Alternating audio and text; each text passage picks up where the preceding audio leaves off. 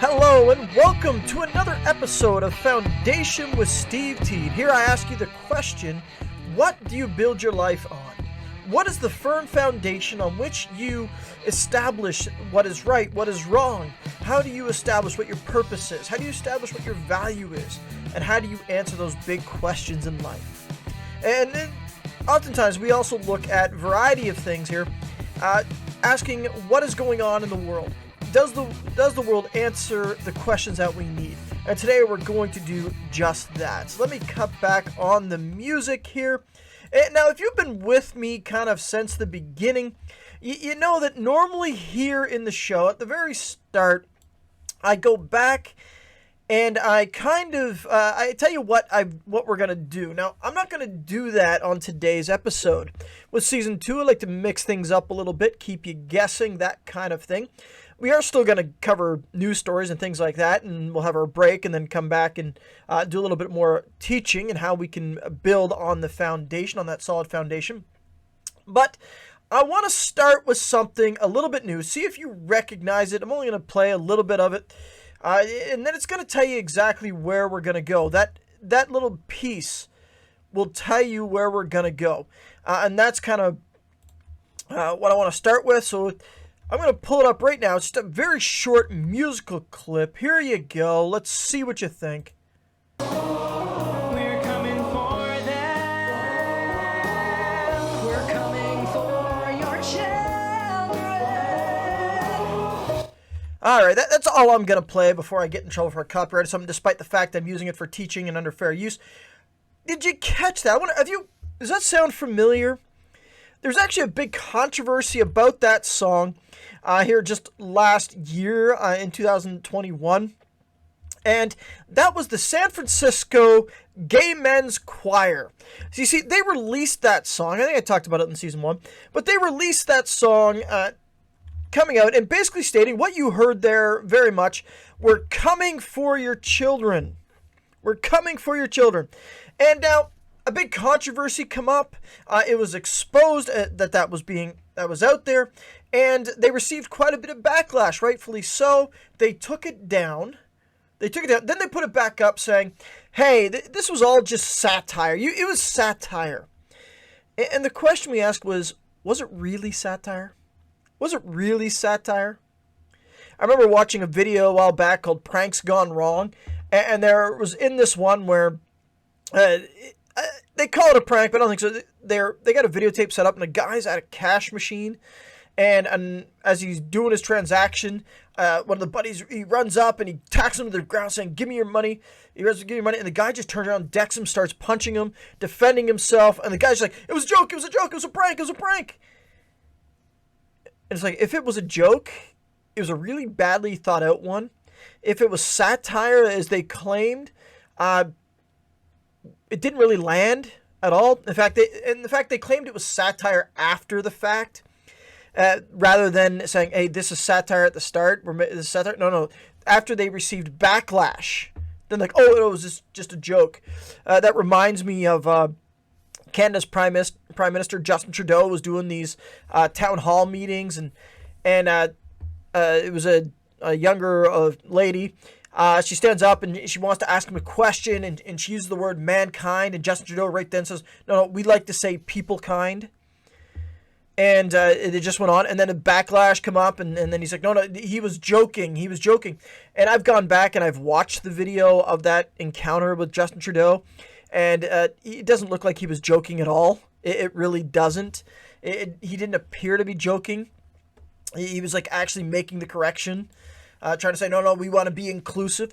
And so I wonder, this San Francisco gay choir, they're saying, no, it was satire. And if you go look up the video now, which I actually did, they even try to put in all these little things saying, it was satire against the extremes. But I'm asking the question, is it? Is it really satire? Now, with that being said, that's going to tell you where we're going on today's episode. And this episode, I'm calling it, They're Coming for Our Children. They're coming for our children. Now, you're going to, immediately when you think about that, You're probably thinking how most people do it. You're going to be talking about the LGBTQ agenda, but that's not all I'm going to talk about. I'm going to talk about that, yes, but I'm not just going to talk about that, because they're not just coming for the children of believers in areas of sexuality. It's coming in other ways, and it's coming by attacks quite heavily. And so we're going to look at that. So we're going to actually look at a news article, then we're going to look at something a little different, and then I'm going to come back and we're going to look at something, how to defend our children. What's an example of defending our children? So I'm going to go visit a school board meeting with a lady as well. So that's where we're going to go on today's episode. So strap in. We're going to cover a lot, but that's just kind of the way it goes sometimes. And so I want to pull up our news music here, since we're going to be starting a news article, I guess, but it's not really a news article. But nonetheless, here we go. Story number 1. Coming up, Houston area church to host drag bingo for children. Let that sink in, what I just read. Houston area church to hold a drag bingo for children. Drag bingo. Drag for children for anything shouldn't be happening. Drag anything, children, shouldn't be happening. I wish drag didn't exist at all, but drag anything. All right. Remember, this is coming for your children, and I'm focusing on because it's in areas where we're not often paying attention. And I think we've almost, the sad reality is, we're almost getting used to this idea that we've got to be on guard against the school, the education system, where it's like, watch it, we got to be careful about it, because they're trying to sneak it in. And I've shown examples from my own life with my own children, how the schools try to slip it in there a little bit. But this is a church. Now, I'm going to use that term loosely here with this church. This is actually the First Christian Church of Caddy, I think is what it's called. And now, that was a news article kind of thing. Now, if you know anything about news articles, they love to try to pick like provocative pictures and things like that. And so, let me give you the actual invitation, the actual advertisement by the church. This is what it looks like. Drag bingo on sale now. And then it's like Saturday, September 24th, 2022. So it's already gone by. And then it's like 5 p.m., all ages, 8:30 p.m., adults 18 and plus. Now, I'm going to stop there for a second. As bad as this is, and what I mean by that, as a drag show, but let's just argue here for a moment, and then obviously I don't agree with this, but let's just say this is a completely innocuous, completely fine, and there's no issue with this. But let's take it to a different aspect here, because I can't even isolate the drag aspect here. Let's go. We want to show a movie. We're gonna have a movie night at the church. We have a movie night at the church, and so they decided at 5 o'clock we're gonna show the movie. I don't know, Mary Poppins. For some reason. All right, we're going to show Mary Poppins. We're going to have a movie night, so 5 p.m., all ages, Mary Poppins. But then at 8:30, we're going to make it a adults-only movie. Now think about that. Why would it be an adults-only movie? Probably because gratuitous violence, language, sexuality, that kind of things. And if a church were to show a rated R movie, the community would be up in arms saying, look. This church was advertising an 18 and up only drag show. Now, I have no idea what happened at the 18 and up drag show, but there is somebody who snuck into that church, got in on, we'll say, false pretenses. They went in disguise. You can probably isolate what that means. And they got a ticket to the show and went to the show, and their report was, it is as bad as you think. It was supposed to be just drag bingo, but if it was just drag bingo, think about the idea like what the libraries have been doing for a while, which I disagree with as well. Like Drag Time Story Hour, where they just basically have supposed to be just a drag person sitting there reading to the children. But I've seen videos where, no, what really happened here is you got a drag person, a guy, a man, a physical, biological man dressed in women's clothing, and he was teaching little children how to twerk. How to twerk.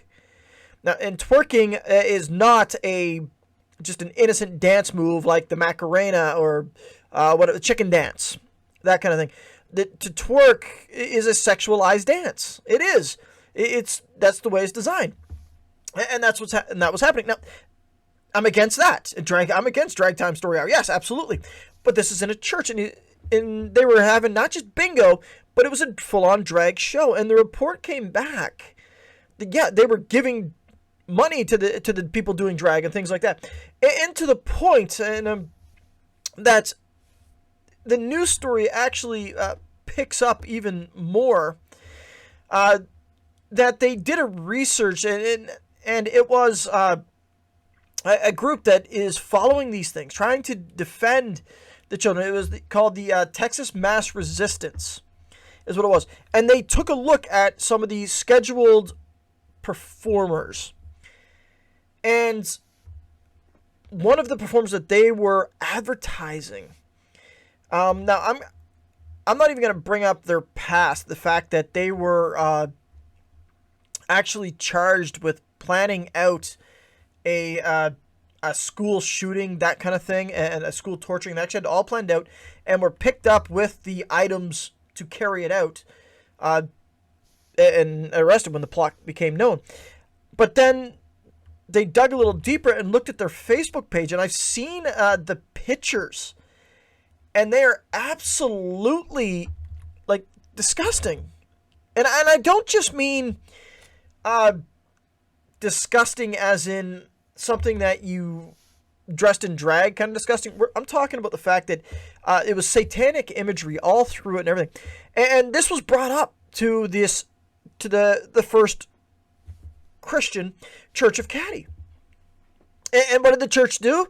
The church, instead of fighting it and anything like that, they just kind of removed that person and then went on with the show. Now, you can understand, this is a church, under the guise of church, under the guise of Christianity. They want to teach inclusivity. They want to teach diversity. In other words, they want to say everything is fine. Now, you say, how is this coming for their children? Well, I'm going to tell you how. In this Church of Caddy, and I kind of like that, because caddy is another word here. I don't know if whoever listens to this, but caddy can mean somebody who fights a lot, somebody who wants to bicker, and I think that's a good term for this place. I know it's the name of a suburb, but to call the church caddy, I would go ahead and call it that, simply because of the fact that, hey, they're fighting against the truth. But you say, well, how are they really going after the children? How is it sneaking in? How are they coming after the children? Well, they have something called the transparent closet. And I've seen the video of this. I'm not going to play the video of it. You can find it if you go to Texas Mass Resistance and look at their website. They cover the two stories there. Keep in mind, I won't call that the Texas Mass Resistance is a great place of journalism, and the reason being is like the language, and I don't mean swearing, just the way it's written. It's not professional, that kind of thing.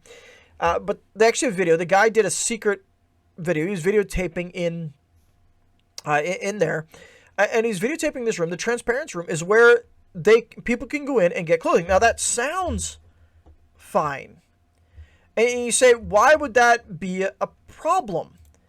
And truthfully, it's not. That sounds good. Like I've organized clothing drives before, and things like that, and so you wouldn't think that would be a problem. But it's not just a place where they can go and get clothing. There's more to it than that. And I'm just going to bring it up here. I'm going to bring it up and show you their own description of it. So they call it the transparent closet. And this is what it is. All right? Their description of it.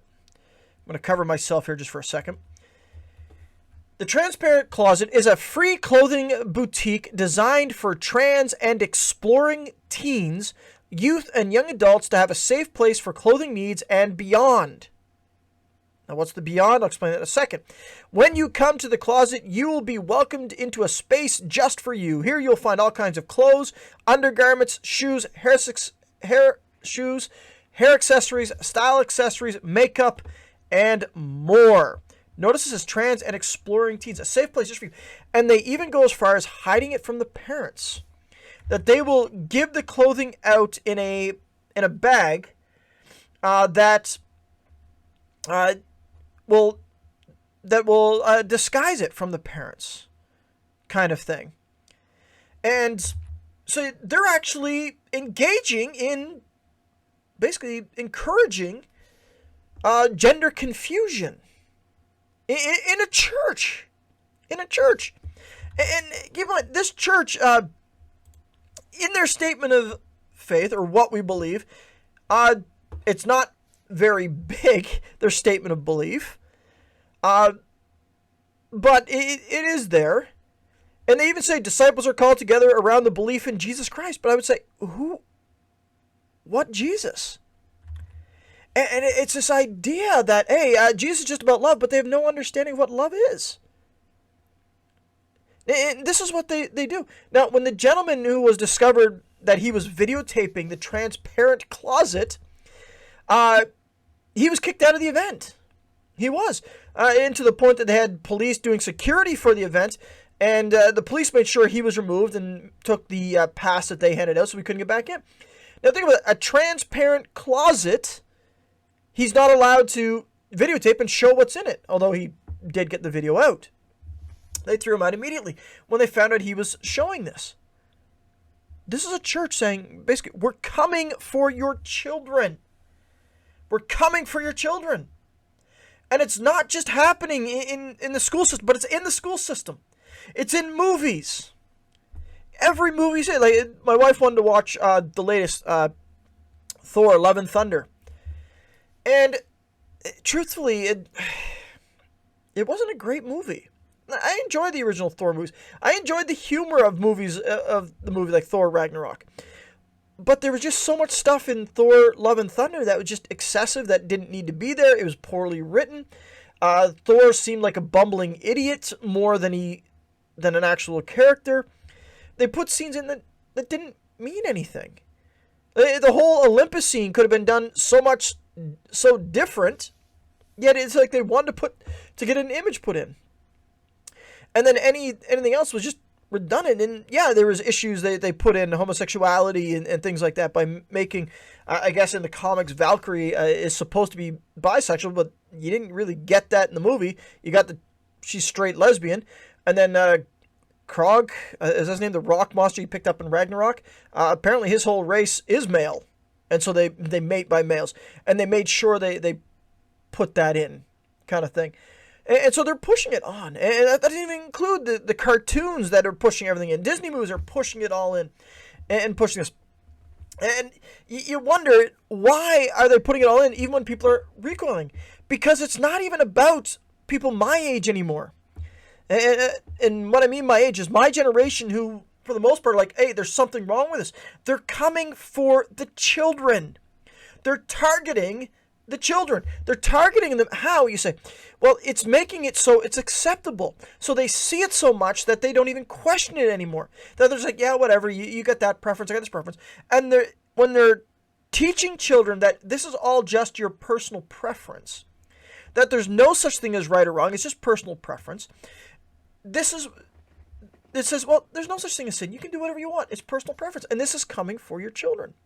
And this is why I said that song by the San Francisco Gay Men's Choir, they're saying, well, it was satire. No, they said it was satire after they got kicked back.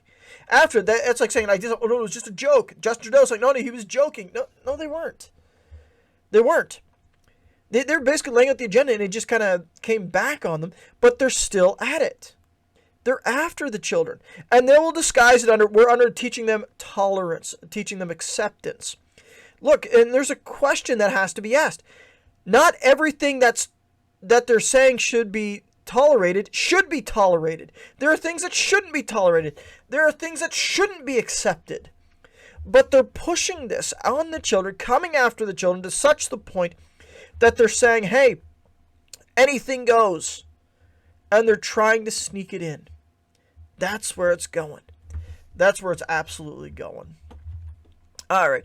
Let's get on to the second story. Now, truthfully, this isn't really a news story, but since I'm continuing on, there we go. It's there. This one is in a completely different vein.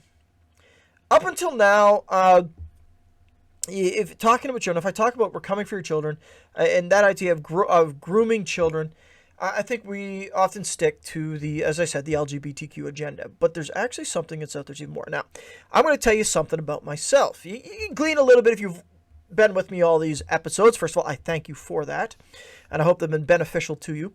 But you can kind of learn a little bit about me. You learn that I'm married, and if you pay attention, I'm in an interracial marriage, I guess you can call it intercultural marriage with my wife. She's from the Bahamas, and I've shared that in the past, and you've even seen her in one of the commercials. And singing, if you've been there. But one of the things I'm a gamer. I'm a gamer. I enjoy gaming. Now, there are people like, hey, old people shouldn't be gaming. And you run into the question. Like, I remember Matt Walsh. I do watch some of his things every once in a while just for his commentary. Do I agree with everything? No.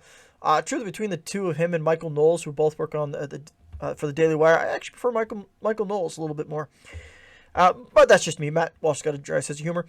He attacks gamers and things like that. But then I remember watching one of his, and he's like, I understand this gamers. Like, there's not a whole lot of difference between those who moderately game and those who, and for his case, he says he watches football, or those who watch sports. And I know people who, for lack of better words, will say religiously watch sports all the time. Now, I'm a gamer, and why do I do it? Because I don't watch TV a lot. I prefer, for an outlet, I do like to play sports and get out.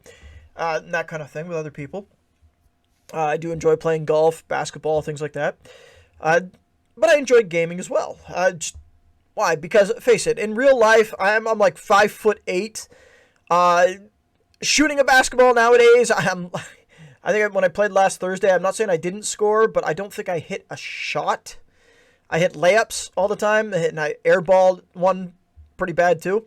But in a game, I remember playing NBA 2K13 and doing a 360 under the leg jam. That's the point of games, right? There's a game out now that's it's called Cult of the Lamb. Cult of the Lamb. Now, I'm going to play the gameplay trailer for you. And I'm not going to talk. It's about 2 minutes long. And I just want you to watch it, to listen to it, and just to take it in for a second before I come back and talk about it. I'm not going to say anything for the first bit. I'm just going to play it, and then I want to talk about it because it is, when I'm talking about coming for your children, as I said, there's something more that's going on. So let's pull that up here. And here you go.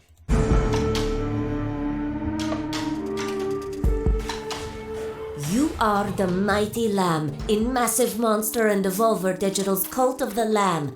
Saved from sacrifice by the one who waits, you're compelled to repay the dead by creating a cult in their name.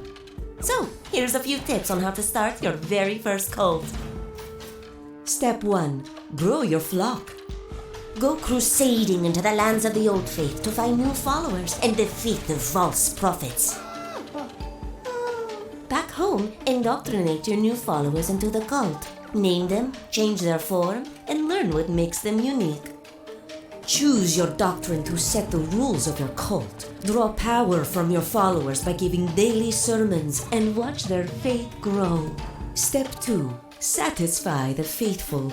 As the mighty lamb, you have to tend to your flock. Lead them, feed them, and build your small community into a thriving woodland cult. Throw a grand feast, shower them with gifts, or maybe marry a follower.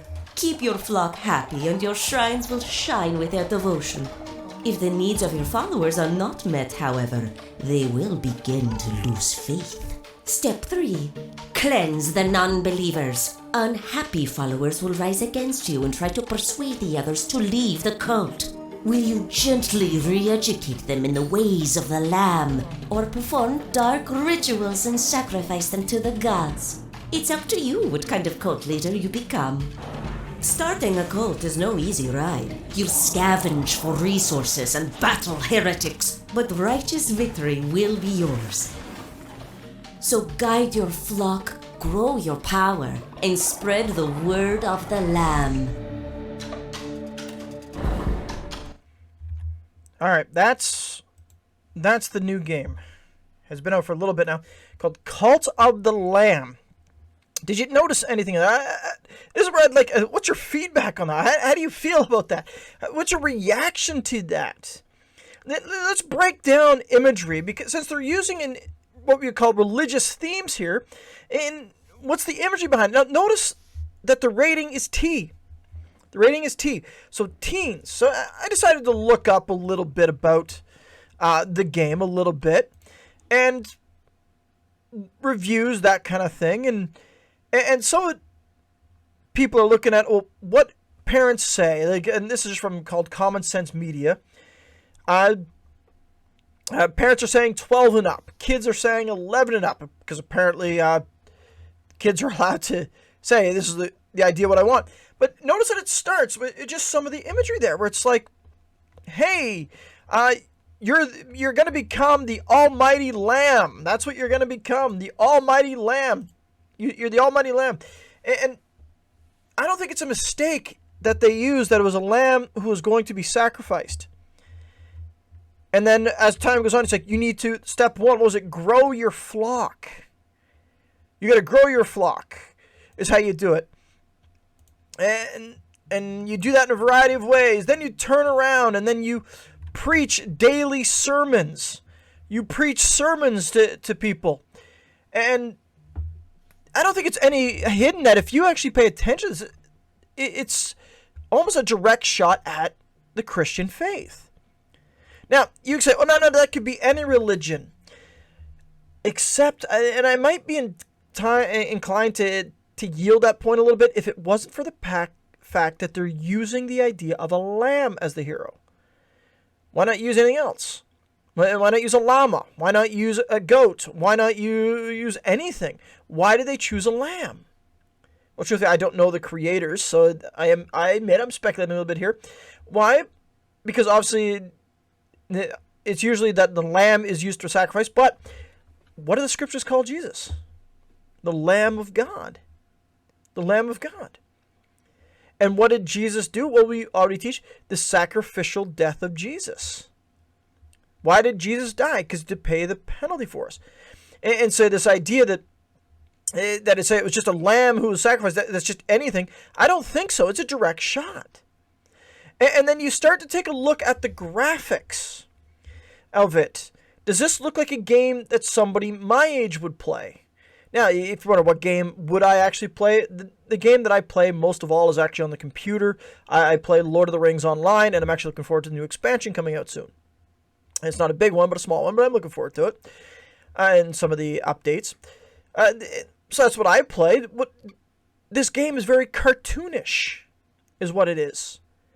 It's not designed, it's not targeted at adults. It's targeted at the younger kids.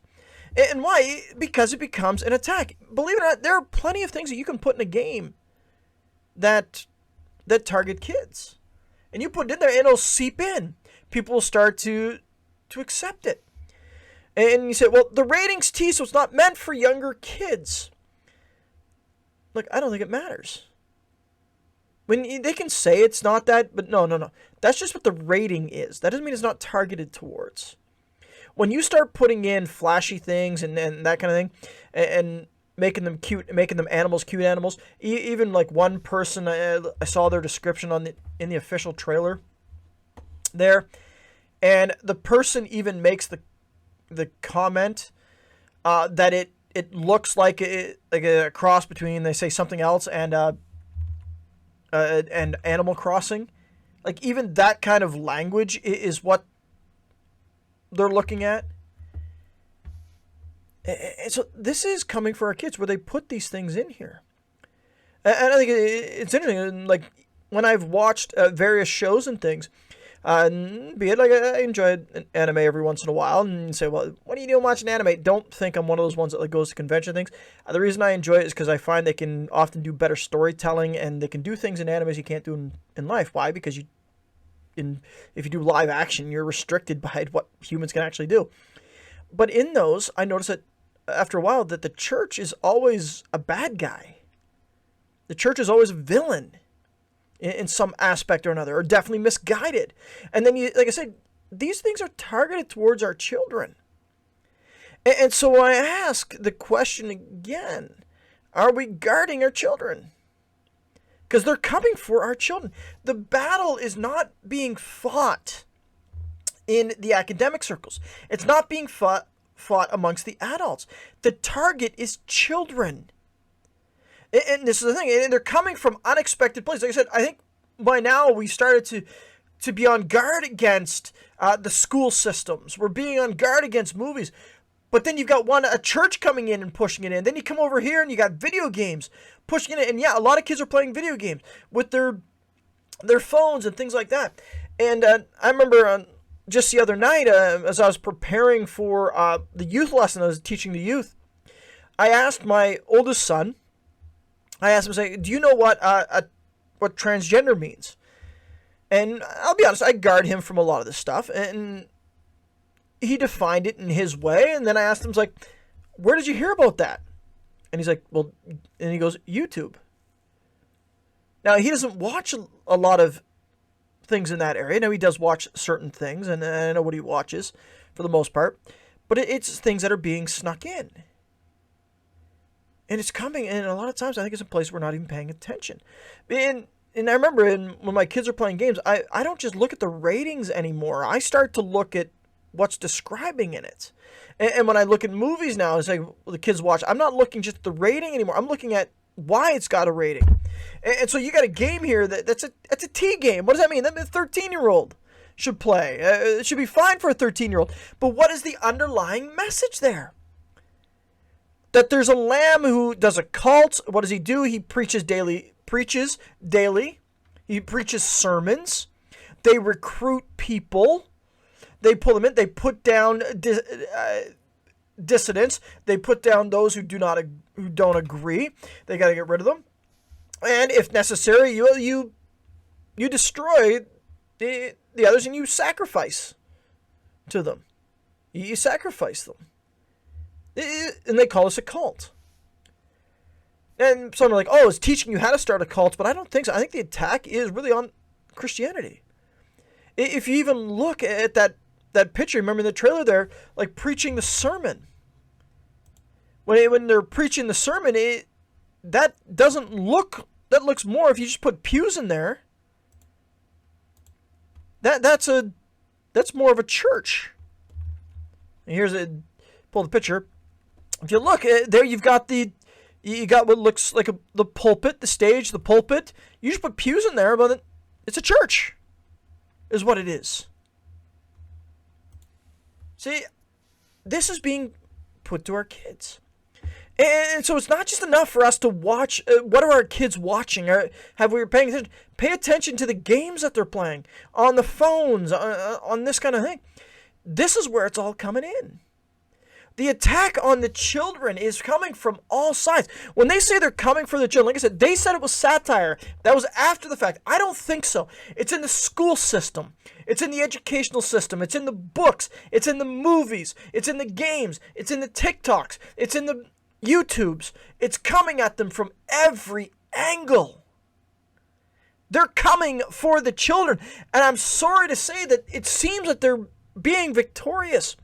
You look at the stats. You remember, if you were here with me in season 1, I covered Bill Maher.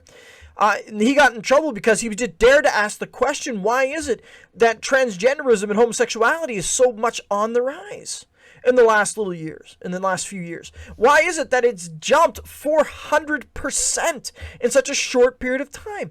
Because they want to say, oh, it isn't a culture thing. It isn't a pressure thing. It absolutely is a culture thing. And the fact that when it was being called out, I think Twitter has banned the use of the word groomer. But that's exactly what's happening. You go back and people were accusing the church of grooming children from the time that they were young and indoctrinating them into the Christian faith. Well, the exact opposite is happening now. They're indoctrinating them not into the Christian faith, but they're indoctrinating them into anti-Christ faith. And you say, well, hey, wait a minute, oh, that's not faith. It is. It's anti-Christ faith. It's contrary to Christ. This is what is happening. This is what is happening.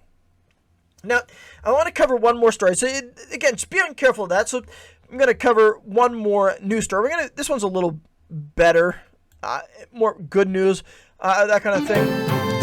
All right. This one is not a news story about they're coming for our children. This is an example of standing up for the children.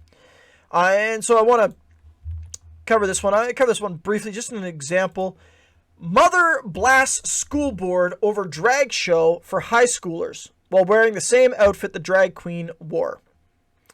And that's true. So, let's get the background here. Months after an Iowa high school hosted a drag event featuring multiple performers who encouraged students to explore their gender identities. So there's the thing. It wasn't just it's not no longer just about, hey, we're going to put on a show and the kids just come and enjoy a show. It's, hey, I want you to try this on. I want you to do this thing. I want you to explore this. Remember that church? The transparent closet? Those who are questioning, come on in. We'll push you this way. Just so you know how bad Canada's gotten according to the actual law. It's okay to encourage them to explore it. It's okay to encourage them. If somebody comes in and says, I'm questioning, it's okay for us to push you towards that. But it's against the law to try to talk them out of that. And the Iowa high school put on a drag show without telling the parents. It says, as revealed by a previous report from the Daily Wire and videos captured by libs of TikTok, the Gay Straight Alliance Club at Anki High School invited drag queen performers in May for their end-of-year meeting without obtaining permission from administrators. One of the drag queens donned a one-shouldered black leotard and long black boots before performing a provocative dance for students. Now, Kimberly Rex, the founder of the parental rights group Iowa Mama Bears, noted during public comments at a Monday school board meeting that officials have neglected to promote the results of their investigation.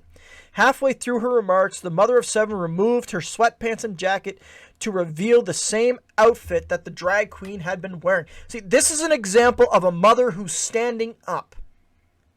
She's standing up. She's like, they're coming for our children, and I'm going to go against this.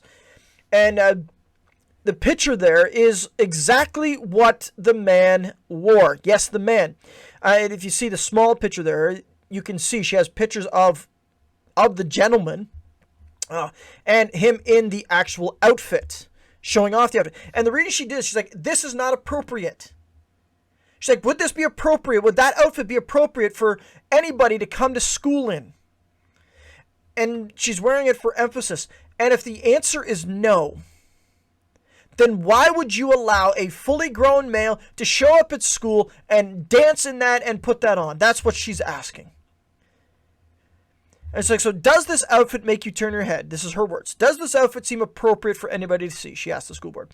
This is what the man dressed like in front of our kids. Now, keep in mind, high school is no longer 16, 17, 18. You're talking 15. The earliest 15, 14, 15. But since it's end of school year, I'm going to guess 15 would be the youngest. So if this makes your head spin, if this makes you up and ticks you off in any way, shape, or form, it should. Because I'm embarrassed to stand here in the outfit that I am in today, but I have a point to prove, that this outfit should not ever be accepted in our schools anymore. Rakes during the interview said the Daily Wire said that her outfit, which intentionally violated school dress code policies, was meant to provoke school board members to action. Now, the other pictures there those are pictures of the drag queen and more like disturbed images of the same person who performed. That's what it was. And she's like, it's been over 131 days since I made our school board first aware of this event, she explained. We are now 32 days into our new school year, and we still have no answers to what the outcome of the investigation was, nor do we have any new policies that ensure this thing will not happen again. Rex, who said the Anki Community School District is notorious for dismissing parental concerns, and added that she and other parents desire assurance that their children are provided a safe and secure environment. Notice the words there. She's using the same words, a safe environment. It's like, oh, the LGBTQ, they need the safe environment. The people who are drag, transgender, they need the safe environment. What about the safe environment for everybody else? Now here's where she said, I will do whatever measures I have to ensure events like this are addressed and resolved, she continued, even if that means wearing the exact same outfit as a 21-year-old drag queen to performer to prove my point. Now, what reason I just wanted to put that story in there as the third story, I normally cover two, is because that's an example of standing up for her children. Standing up for her children. That's what that is. She's decided that they're coming for my children. I am going to fight back. Or the question is, have we become and fallen into the idea of being so tolerant that we're allowing anything to come in? Because as I said, some things that we're being told to tolerate should not be tolerated. Things we're being told to accept should not be acceptable. And that's where we've got to draw the line. This is what this woman is doing. Are we willing to stand up and do the same? Because these, as I said on the previous episode, those who are claiming to be tolerant are not actually tolerant. They want not tolerance, they want compliance. That's what they want. And now as they're fighting a battle against the parents, the battle isn't for the parents' minds. It's not for the hearts and minds of the parents. It's for the hearts and minds of the children. Exactly what the San Francisco Gay Choir said. They're coming for our children. How can we strengthen our children in this? Part of it is to be, in that case, the mama bear, to be the soldiers, the father's soldiers that we're supposed to be to defend our children. And we do that best, yes, by standing up in ways like this, but basically we do it best by building in them the firm foundation which doesn't move, and grading on them the foundation of Jesus Christ. That's what we need to do. All right, we're gonna take a break now. And come on after the break, but if you have any questions, any comments, you want to write them in the comments of the YouTube video if you join us there, or write me in. I'd love to hear from you. I do hear from some, so continue to do that. We'll come back after the break as we're going to start to talk about defending the children. They're coming for them. Let us stand and defend our children. Oh man, I'm bored. I just want to find a good movie to watch. What about you? Yeah, there's plenty of TV, but yeah, I want something a little better. Go with a movie. Yeah, I know, but I really kind of want more family-friendly films. I know there's Netflix, I know there's Disney, but you know, their ratings are messed up. Yeah, we've got plenty of streaming services, you got them there, but the ratings aren't good. What they say is PG. Really, I wouldn't let my kids watch. I can't find a movie now without swearing in it that's not on Netflix. Even when it's G, it's got a woke agenda to it. Yeah, I can't even trust what they say is G or PG anymore without language.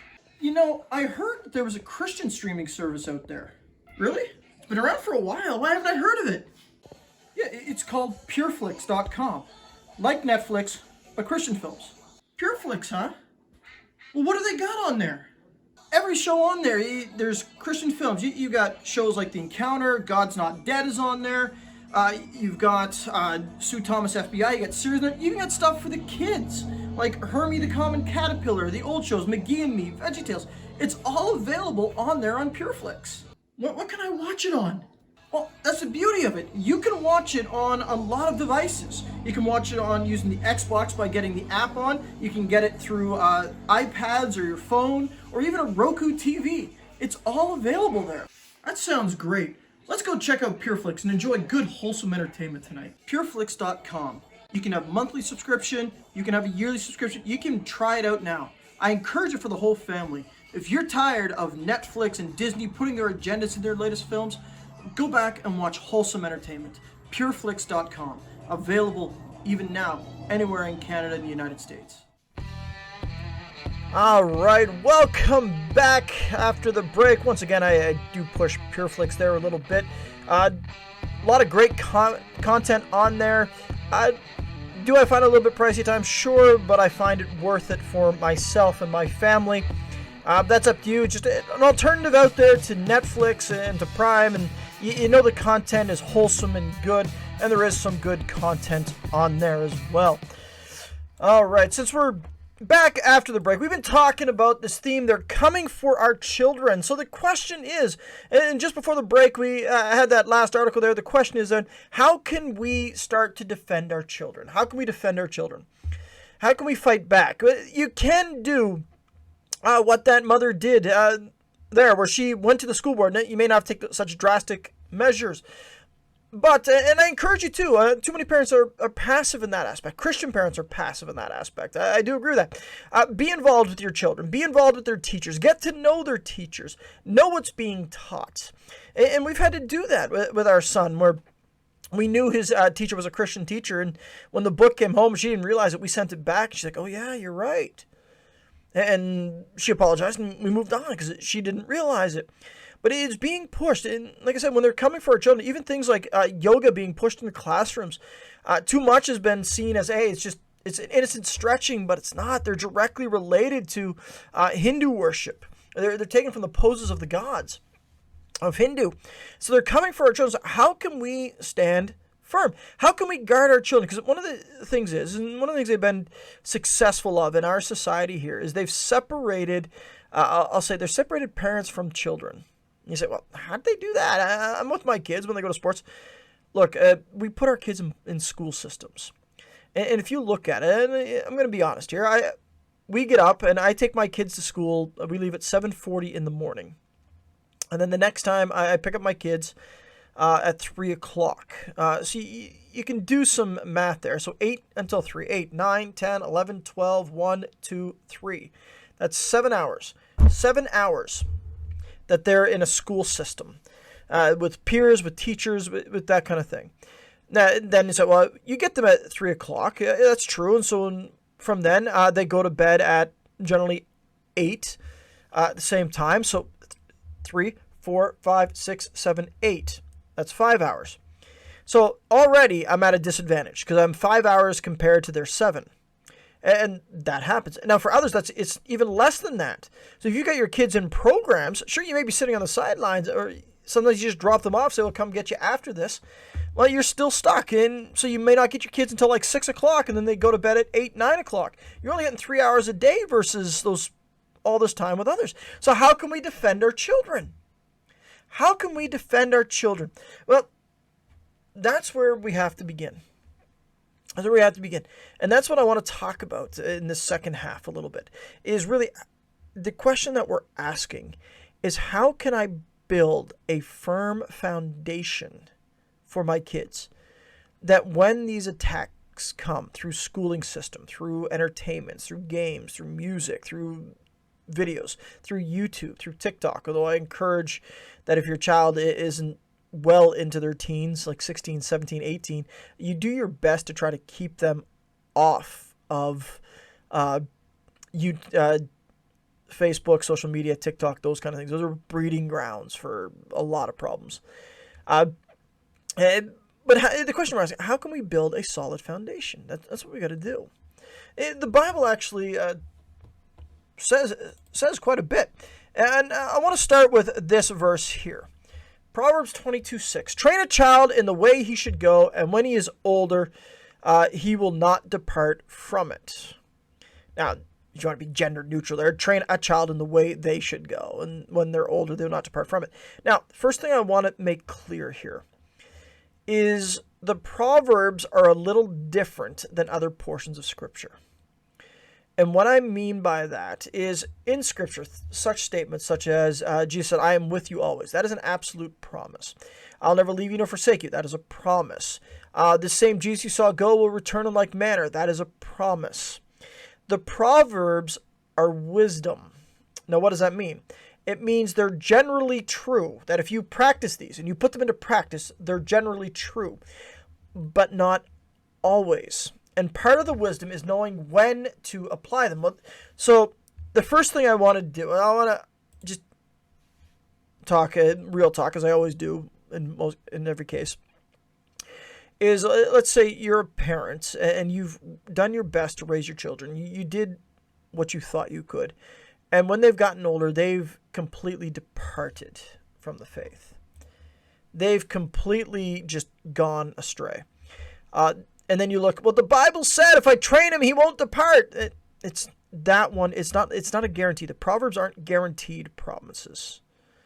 They're general applications that typically Solomon noticed about life. But still, if we don't train them at all, then there is no hope.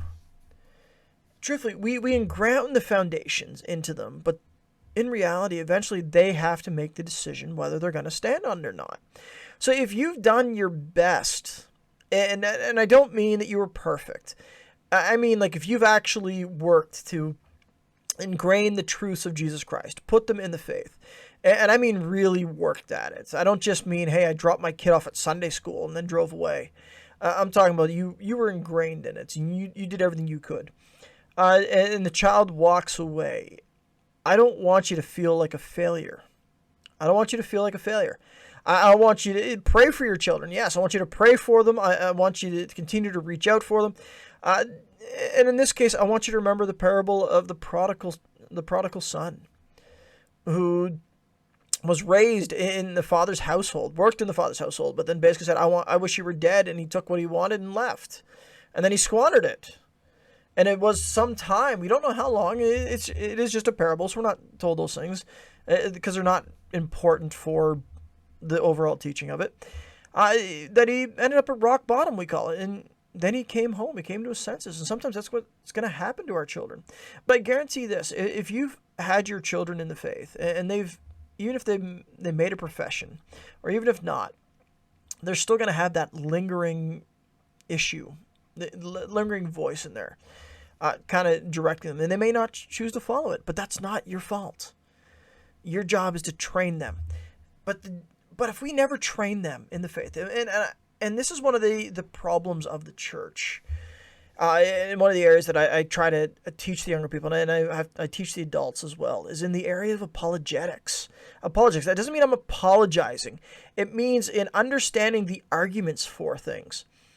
And this is why the problem is that most youth, as they progress, if they say they lost their faith in some aspect or they walked away, it's generally in university. And why? Because a lot of times they go to secular universities, and they're being taught anti-Christ teachings. Now, again, I don't mean they're being taught, hey, I'm the Antichrist kind of thing. No, I mean, Antichrist teaching is anybody who denies the Father, denies the Son, such as an Antichrist. In other words, if they deny the truth of the Gospels, and it's Antichrist teaching, they're being taught this, and then they were never taught the arguments against it. They were never taught the apologetics of such things. Like, what are the scientific evidence for a global flood? What's the scientific evidence for a created order? And the such. What's the historical evidence for the validity of the Gospels? And this needs to be taught. This is all building the foundation, is what it is. And so part of it does come down to material. What are we teaching our children? Are we just putting them in front of the television? And are they watching just videos on YouTube, things like that? Even the most innocuous, and we'd say kid-friendly shows are now putting in agendas. Remember, Muppet Babies, the remake of Muppet Babies, had an episode that was called Gonzarella, where Gonzo is a transgender. Gonzo baby here is a transgender. And they're pushing that on kids. That's what they are. And truthfully, how did I start to learn about some of the Jewish faith? It was an old show called Rugrats, where the Pickles, Tommy Pickles and his family, they're Jewish. And so when it came to Easter time, instead of covering the resurrection of Christ or doing anything about Easter Bunny, things like that, they covered the Passover. They had an episode all about the Passover, the 10 plagues of Egypt. It was fascinating. So what they learn in kid shows, are we just putting our kids in front of it and walking away? And so it's really the teaching of it is what we've got to look at. And so I want to unpack a little bit here. And one of the great places I like to go to is Deuteronomy for this. Now, this is instruction to the Israelites. It is. And it starts with what's called the Shema. Shema Yisrael, Adonai Eloheinu, Adonai Ahad. Hear, O Israel, the Lord our God, the Lord is one. Then you get the verse that even Jesus quoted as the greatest commandment. You shall love the Lord your God with all your heart, soul, mind, and strength. Heart, mind, and strength. That is there. That's Deuteronomy 6, 4, and 5. But I want to jump a little bit, Deuteronomy 6:6, and this is what it says. says, and these words which I commanded you today shall be in your heart. So the first thing that if we want to train our children, if we want to ground our children in the faith, put them on a solid foundation, if we want to do that, the first thing we've got to do is make sure we're on it first. We cannot lead where we've never been. And this is going to mean, it means in the faith, yes, that means we have to be in the faith. We've got to be growing in the faith. We have to be growing in the Word. That's where we have to be. And trust me, even in the position I'm in, I've taught some who they're down here. And so I got to teach them. And then I've come to places where they're up here, and I've got to make sure that I'm ahead of them. Make sure I know about these things and to be able to teach them. And I think that's one of the things that parents, we can slack at. I remember when I worked in camping ministry, there's myself and another gentleman as well. There's a lot more than that.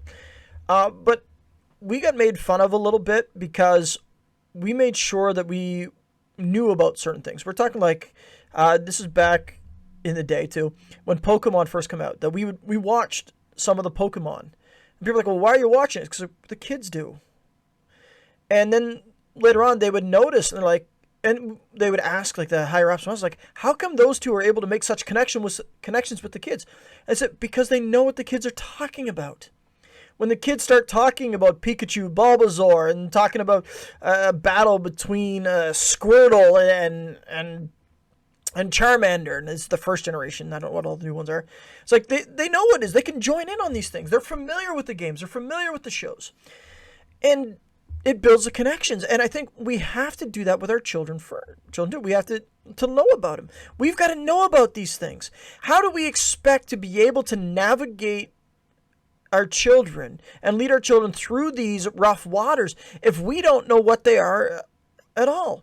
When our children start hearing things like terms like cisgender, when they start talking about transgenderism or gender identity and gender expression, are we familiar with these terms? And I remember a couple of years ago when I was teaching the youth, and we talked about the issue of gender, and I taught them on a Friday night, and then I realized, you know what, I got to teach this to the church. And so that Sunday night, in my Sunday night teaching, I taught the exact same lesson. And they were like, I never knew any of this stuff. And I said, this is what's being taught to your children. And so when you look first there of what their instructions, these words which I command you today shall be in your hearts. He's talking to the parents, and most particularly the father here. He's talking to the parents. You've got to know these words. And I think that's where we have to start first. If we want to instruct our children in the way that they should go, we've got to make sure we know it first. And we have to. And then it says, and look what it says, and you shall teach them diligently to your children. You shall teach them diligently to your children. We need to teach the truth. I think one of the greatest mistakes that has been made within the realm of Christian, I mean, Christian parents make this mistake as well, and I can't say that I'm innocent of it. I've probably made the mistake as well, and I've made plenty of mistakes. I'm nowhere near perfect. Is we expect that our children will get enough of the teachings of the gospel at church. Now, I don't just mean that on a Sunday morning. Perhaps we send them to the kids program, Awana, be it whatever, or we're sending them to the youth groups, and we assume that, hey, they're getting enough of the gospel there. And I'm going to tell you a secret here. Not all youth programs and kids programs are the same. They really aren't. The youth program I had here, and I believe I shared this before, but it's an important lesson for parents to understand and for us to get.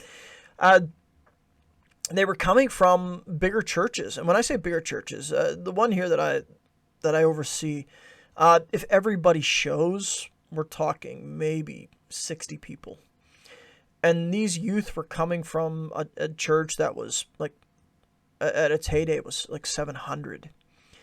And they were coming to the youth program I was running. And so I asked them, like, why? Why are you coming here? And they answered honestly. It's like, the reason we're coming is like, we went there. Yeah, sure, it was kind of fun. But all they did was they played games a lot of times, and then they had like a 5-minute lesson. And people are like, oh, that's all the youth are going to need. They did this to keep them coming. We got to keep it fun. And then I realized, and they said, well, here we can ask questions. They were seeking answers on issues, on big issues. And so I understand this. Not all youth programs are the same. Don't assume just because we're dropping them off that they're getting enough teaching. Not only that, again, remember, I said they're spending like 7 hours in a school system. And then they'll get what? If we're just dropping them off at church, and we're talking if we drop them off at all the places, at youth group, kids club, their kids program, and if they attend Sunday service, which a lot don't, they're getting like what, 2 hours at most? Compared to the 7 a day?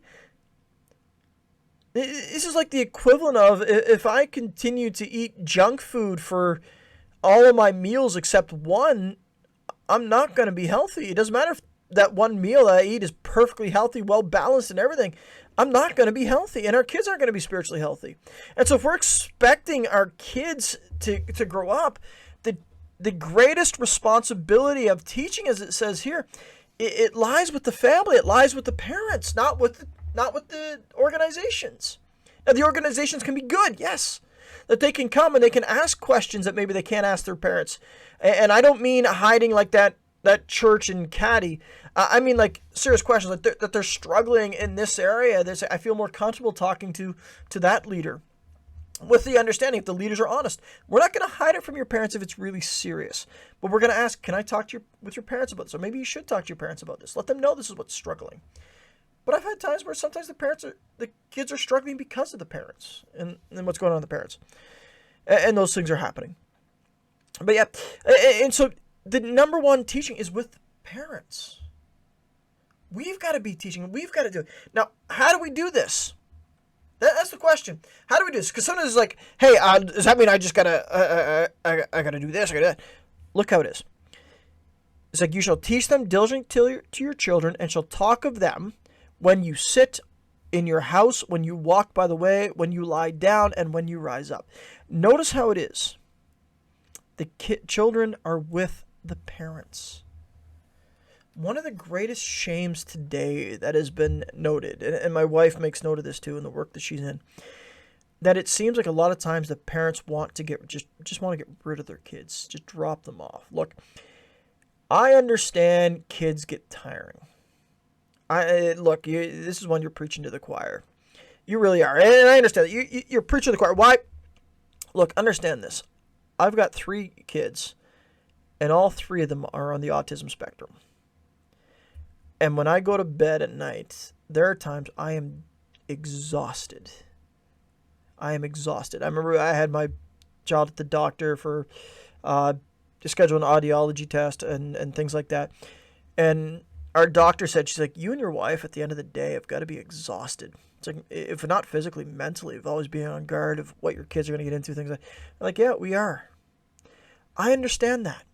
And I'm not talking here about, hey, somebody come in and watch my kids for a night so my wife and I can go out, that we can unwind for a bit. I'm talking about parents who the sad reality is that they take advantage of it. Hey, look, yeah, I'm going to be home. My kids are home from school. I don't work. I'm still going to drop my kids off because I don't want to put up with them. Let somebody else raise my kids. The number one job of the parent is to raise our kids. We are. Not in a system. To be involved with their life, to raise them. So this is talk about it when you walk, when you sit in your house, when you go on the way, when you're in the car, when you're walking. That's what you should do. There's a problem if our kids can quote every line from the popular top 40 music of the world and they can't remember any Christian songs, kind of thing. Or if they can tell you what happened last week on their favorite show, but they have a hard time recounting we'll call it the exploits of Jesus. There's the problem. We should be talking about it. The kids should be beside us. They're going to learn by osmosis. They're going to learn by being with us. And that's the real kicker there. It really is. That's the kicker that people have to understand. And where am I going to put most of this? It's like, well, how can we do this? Yes, it's a tag team, but I want to point to a verse in the New Testament, Ephesians chapter 6. Look what it says. It says, and you fathers, do not provoke your children to wrath, but bring them up in the training and admonition of the Lord. Now, in the previous one, in Deuteronomy 6, in Proverbs 22, I kind of made it gender neutral. I said in the way he should go. I said, okay, we'll just make it inclusive here. They should go. But when it comes to the teaching aspect, and this is one of the saddest things, it's the fathers that should be doing it. That puts weight on the fathers to teach the children. Now, I don't mean that the fathers should teach the children the way the world's standards. I'm talking about teaching them. Look what it says, training and admonition of the Lord, that the father should be there. One of the greatest problems that we have is the fact that we're now living in a culture that doesn't celebrate fathers. And I will say, unfortunately, I will say within the church, this can happen as well, that the church neglects to celebrate fathers, to build them up, to strengthen them.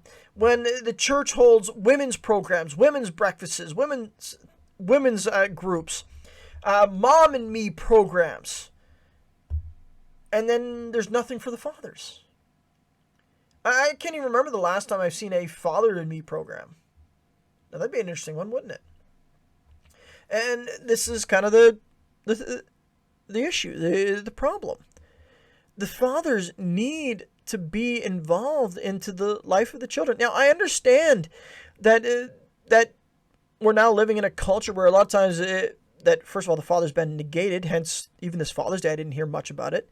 I admit I do have Snapchat. And I remember every holiday that comes out, and even if it's not a holiday, just the day that they think should be celebrated, Snapchat sends out like this, happy the 6th day of February and a flower blooming whatever jazz they're on to.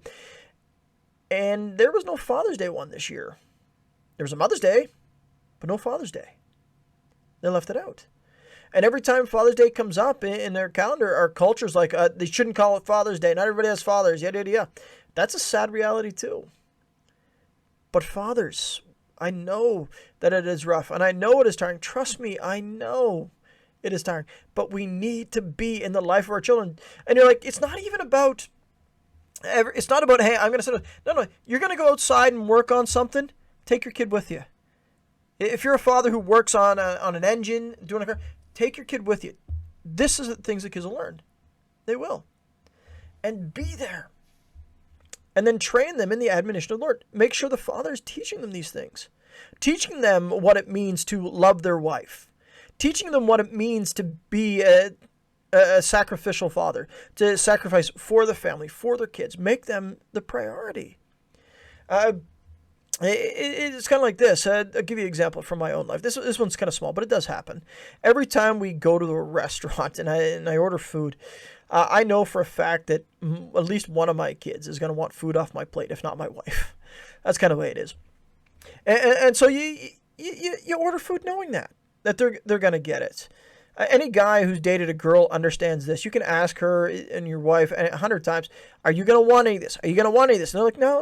And as soon as you order it, they want to eat it. That's the way it is. And I've had times where I've ordered something that I really wanted. My wife ordered something and she didn't like it when she ordered it, but she liked my food. And so now I give up the food that I'm eating and I eat what she had. Why? It's because I love my wife. And you teach that to your children. Just by them being around you, they will learn it. And they will have fun. This is why they pick up your interests. They really do. And one of the things that I think we have to be accepting of is training a child is being willing to discipline them. Now, again, I'm going to go to the Proverbs here. And this is a harsh proverb, but it's one that is true. Look what it says. He who spares his rod hates his son, but he who loves him disciplines him promptly. He who spares his rod hates his son. What a rough statement that is. But when we refuse to discipline our children, to correct the behavior, then we get a problem. Now, I want to make a distinction here between punishment and discipline, and this is the problem that people run into. Punishment often means you hurt me, so I want to hurt you, so you feel bad as well, and kind of thing. That's really what it is. You broke my phone, so I'm going to break yours. That kind of thing. I feel bad, so I want you to hurt as I hurt. That's punishment. And this is why even when they talk about the issue of spanking. Now, a lot of people can it's a hot button issue, and a lot of people are like, "Hey, you should never." This is why even in the directions of spanking, and you keep a realm on it, it says never spank when you're angry. Never spank when you're angry.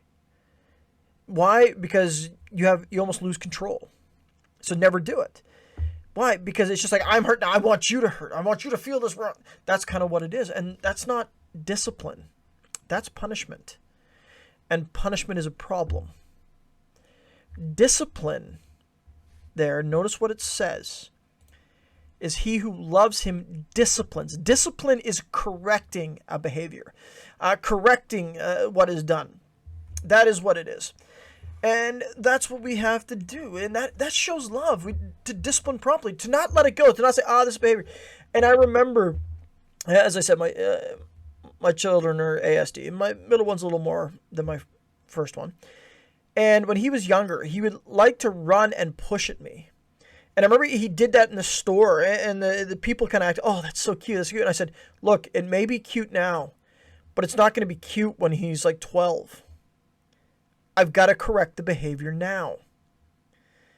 And he doesn't do that anymore. We're still dealing with some other issues like hitting. He's still working on that one. That kind of thing. This is what we've got to correct. This is discipline.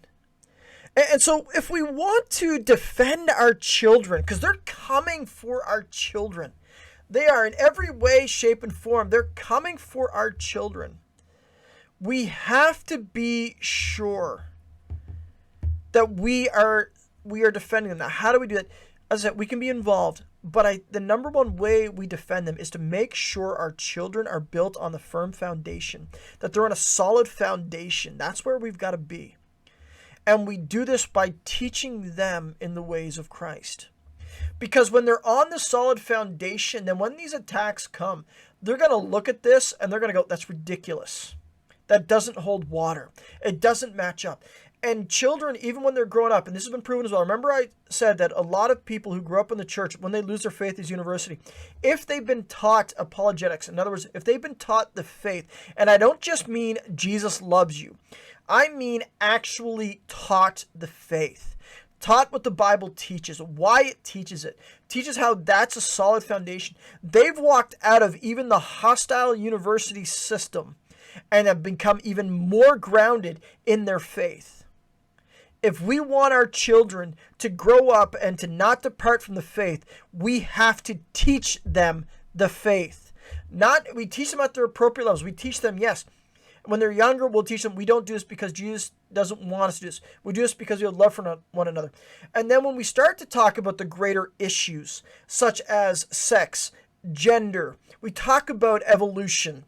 We talk about it, how it really is. We don't just teach, hey, God says sex is just for marriage. We teach them why. What actually is going on? Why did God design sex? Why is sex good in that aspect? Why is it bad in other aspects? Why is it important that they understand that God is the creator? Because all of this stuff will ground them in the faith. And they can answer those questions. And that's what we have to do. If we want and desire for our children and to guard our children, we have to teach them in the faith. And the number one way we're going to do that, it seems so basic, but it's something we have to do, is spend time with our children. Even, yes, I know we may work all day and work all night sometimes, but we need to make it sure to spend time with our children. And I'm going to end with this last thing, an example of this and why this is. A couple of years ago, my wife took a job that she was offered day shifts and night shifts. And so she brought it to me. She said, which do you think I should take? Because they were both equally good, same amount of hours, same pay, didn't really matter. And then I said, well, which do you prefer? And then she was like, she could go either way. She kind of likes the night because it's quiet. I said, I would probably go with the night. And she goes, okay, why? I said, well, let's take the day. And this is a case. She had to travel 45 minutes for work. So that's 45 minutes there, 45 minutes back. It's just our living situation at the time. And I said, you go this way. For you to get to work on time, that means you're going to get up and leave before our children are up. And I said, when you get home, when you get off work, by the time you get home, our children are going to be in bed by the time you get home. And she goes, you're right. I said, but if you work the night shift, you will get home in time, and you'll see one of the kids before he starts his program. I said, and then you'll sleep, which is fine. I said, I'll work away down here. I said, then when you get up before you go to work, you're going to see your other children. You see your other child. And I said, so you'll be able to see them. And she's like, that's good. And she made the decision that she would choose the night shift for that while so she could spend time with her children. And that's absolutely amazing. Unfortunately, we're not in that situation anymore. But sometimes we have to work. What is important? Is it about the money? Is it about my comfort? Or is it about spending time with my children? Because if we don't spend time with our children, how are we ever going to teach them? And if we don't spend time with our children, how are they going to learn from us? Because if we don't teach them the truths of the faith and the solid foundation of Jesus Christ, the world is definitely going to teach them the opposite. That's what's going to happen. So if we want to defend our children from those who have made it plain that they're coming for our children, then let's ground them in the faith and on the solid foundation of Jesus Christ. That's what we have to do. All right, we're going to close there. If you hear anything on the show that you want to talk about, you want to ask questions, again, I encourage you to write in to me. You can email me, Pastor Stephen Teed, Stephen with a V, at gmail.com. I'd love to hear from you. Write a comment on YouTube. Hit me up there. Go right ahead. I'd love to hear from you. But until then, next time, I pray that you build your life on the solid foundation of Jesus Christ. That when the storms come, the false teaching comes, all these ideologies come, you stand firm. And ultimately that you can pass that on to your children, the most important thing you can do for your children. So until next time, may the Lord bless you, keep you, make his face shine upon you, and give you his peace. And may you be on that solid foundation.